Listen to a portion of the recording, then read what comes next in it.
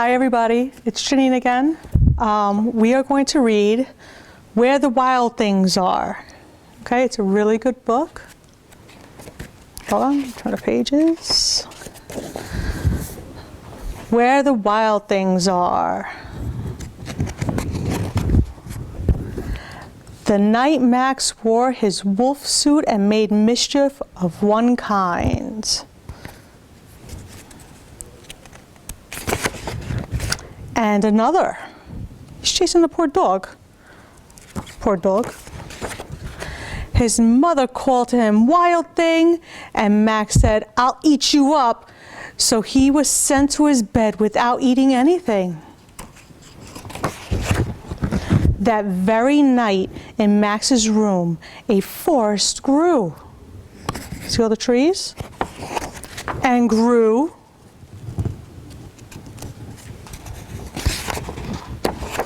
And grew until his ceiling hung with vines and the walls became the world all around. His room totally disappeared. And an ocean tumbled by with a private boat for Max, and he sailed off through the night and day. Oh, the boat's name is Max, too. And in and out of weeks and almost over a year to where the wild things are.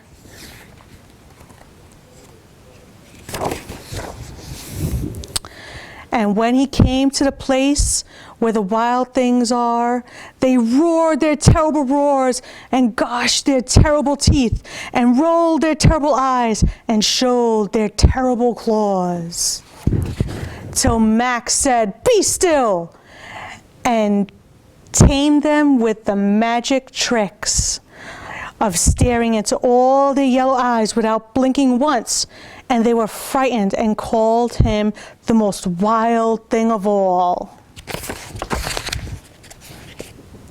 And made him the king of all wild things. "And now," cried Max, "let the wild rumpus start." See, there's Max with his crown.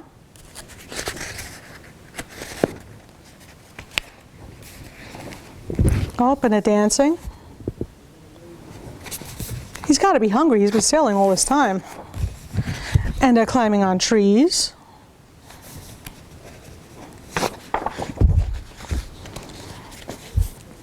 And creating havoc everywhere, creating such a mess. "Now stop," Max said, and sent the wild things off to bed without their supper. And Max, the king of all wild things, was lonely and wanted to be where someone loved him best of all.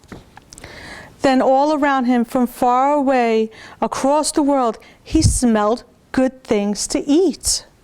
So he gave up being king of where the wild things are.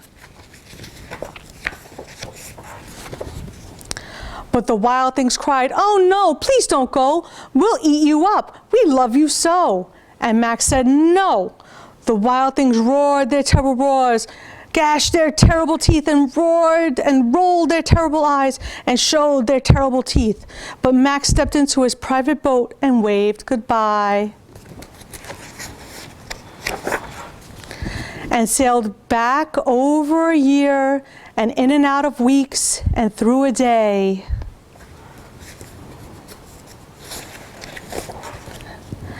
And into the night of his very own room, where he found his supper waiting for him. See, there's his supper.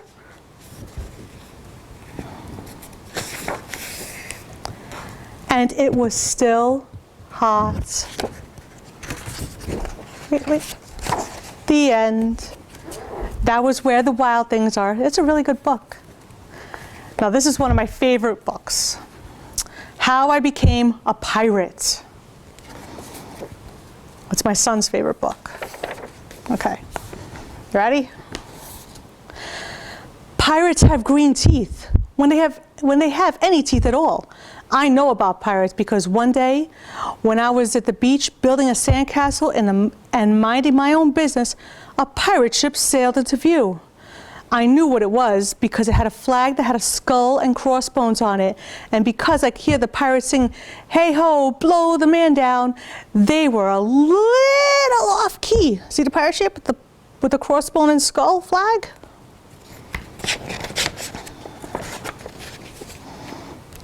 I tried to tell Dad, but he was too busy setting up the beach umbrella.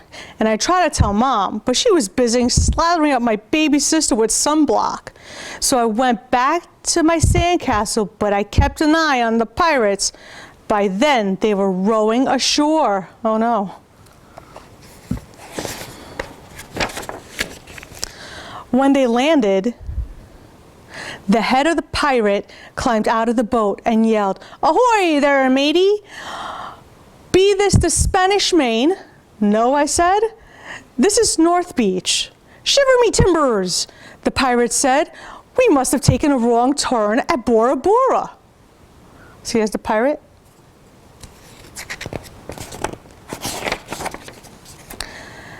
He walked all around my sandcastle. He looked at the moat and then yelled back to his crew, "He's a digger. He's a good one to boot." "Aye, a good one to boot," they all agreed. "What be your name, matey?" the head pirate asked. "Jeremy Jacob, sir," I told him. "Well, Jeremy Jacob, you're looking at Braid Beer and his crew. We've been near digging like yourself. We've got a chest of treasure to bury." "Aye, treasure!" the others shouted. "You be coming with us?" Braid Beer told him. I didn't think Mom and Dad would mind as long as I got back in time for soccer practice the next day. That's how I became a pirate. See Jeremy Jacob? As soon as we were on board, Braidbeard showed me a chest of gold and jewels. "Gotta find a safe place for this here treasure. It's high time we're off," he announced. "We're off!" we all shouted, and then we set sail. There was plenty to do on board. The pirates taught me to sing sea chanties, the louder the better, and to say real pirate stuff like landlubber, scurvy dog. By dinner time, I could speak pirate perfectly. I also learned pirate manners. Braidbeard pounded his fist on the table and yelled, "Down the hatches, me lads! Down the hatches!" we all shouted. Braidbeard gulped his food and said, "Hand over the meat." "The meat!" we all roared. Nobody told us to finish our spinach. There wasn't any. Or to chew up our carrots. They weren't allowed on board. We talked with our mouths full and nobody said please or thank you. After dinner, I tried to teach the pirates to play soccer. Braidbeard kicked the ball and yelled, "Arg, soccer! Arg, soccer!" the crew yelled. Then everybody dove for the ball at once and it rolled right off the deck. "After it, me hearties," Braidbeard commanded. "After it," we all whispered. We fought over who was going to get the ball. But it didn't matter anyway because a shark came along and swallowed it in one gulp. So much for soccer. I wouldn't jump in there, it's got a shark.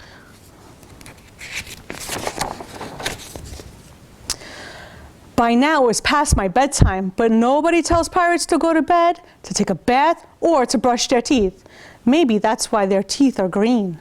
Pirates sleep with one eye open just in case, and they don't change into pajamas unless they want to. Pirates don't do anything they don't want to, except for maybe swabbing the decks. I want to be a pirate forever.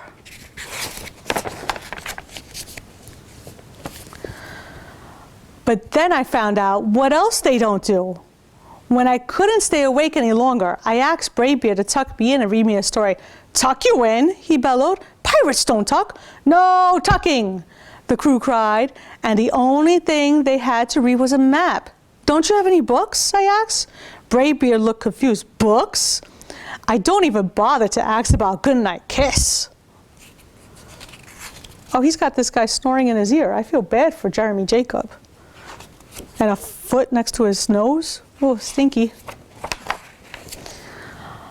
It wasn't easy to fall asleep without a story, but I was finally dozing off when a storm broke.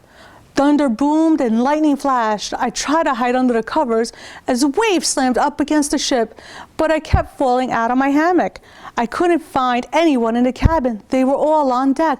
"Lower the sails," Brave Bear shouted. "Batten down the hatches." Everybody ran around yelling and lowering and battening. Nobody had time to sit close and tell me it would soon be over. Nobody even noticed me. I decided that I didn't want to be a pirate after all. Just then, flash, crack, crash. Lightning hit the mast and split it right down the middle. "What do we do now?" yelled one of the pirates. "We'll have to turn back," called another. "But the treasure," hollered Brave Beard. "Where will we bury the treasure?" I stepped forward. "Maybe I could help," I shouted over the wind. "I think I know the perfect digging spots." When the storm was over, we rowed back to the shore and buried the chest. We drew a map so we could find the treasure again, but I don't think I'll need it. Look, Jeremy Jacob's backyard. And he'd follow the map all the way to the cherry tree, past his basketball hoop and his house. After that, the pirates repaired the ship and got ready to set sail. But before they left, Braid Beard handed me a flag and said, "You make a fine pirate, Jeremy Jacob. Guard that treasure well. We'll be back to get it soon enough." "Soon enough," the crew repeated. "And if you ever need us," Brave Beard added, "just run the Jolly Roger up yonder pole." "Up yonder pole," the other shouted. "And maybe I will, but not today." See? There's his pirate flag and the ship.